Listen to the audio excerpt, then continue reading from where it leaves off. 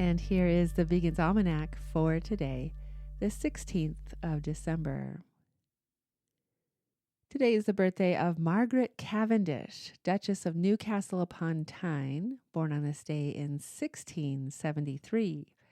Margaret Cavendish was an English aristocrat, a prolific writer, and a scientist. She was also a vegetarian. Born Margaret Lucas, she became an attendant of Queen Henrietta Maria and traveled with her into exile in France, living for a time at the court of the young King Louis XIV. She became the second wife of William Cavendish, 1st Duke of Newcastle-upon-Tyne, in 1645, when he was a marquess. Cavendish was a poet, philosopher, writer of prose, romances, essayist, and playwright who published under her own name at a time when most women writers published anonymously. Her writing addressed a number of topics, including gender, power, manners, scientific method, and animal protection. Her romance, The Blazing World, is one of the earliest examples of science fiction. Cavendish has been championed and criticized as a unique and groundbreaking woman writer. She rejected the Aristotelianism and mechanical philosophy of the 17th century.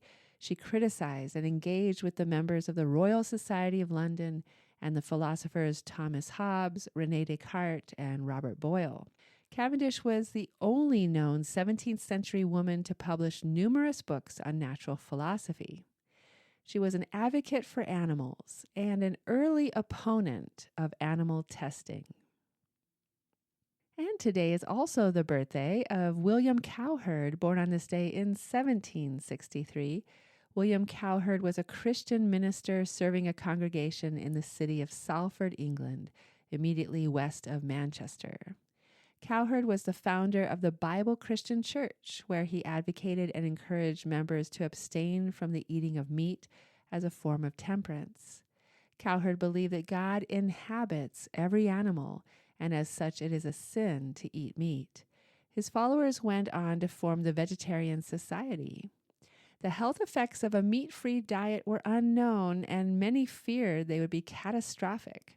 Cowherd was popular with the public because he provided free medical services, a lending library, and free vegetable soup. Much of Cowherd's novel social outlook was influenced by 18th century Swedish theologian Emanuel Swedenborg. Swedenborg taught that everything in the physical world has a spiritual value. And here's a portion of a poem for today, The Hunting of the Hare by Margaret Cavendish, Duchess of Newcastle-upon-Tyne.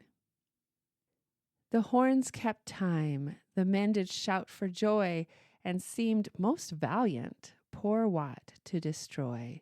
Spurring their horses to a full career, swam rivers deep, leaped ditches without fear, endangered life and limbs so fast they'd ride, only to see how patiently Wat died. At last the dogs so near his heels did get, that they their sharp teeth in his breech did set. Then tumbling down he fell, with weeping eyes, gave up his ghost, and thus poor Wat he dies.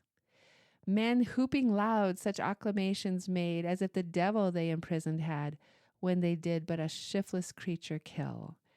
To hunt there needs no valiant soldier's skill, but men do think that exercise and toil to keep their health is best, which makes most spoil, thinking that food and nourishment so good, which doth proceed from others' flesh and blood.